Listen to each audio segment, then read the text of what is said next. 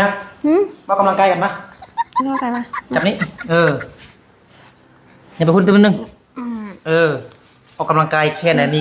กรามนี่แข็งแรงในดีเอาเลยครับเดี๋ยวยับลง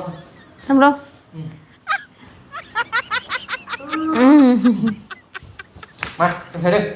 1 2 3มาให้ดู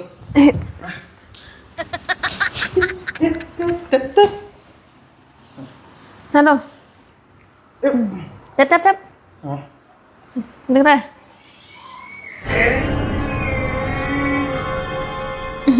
ปังแล้ว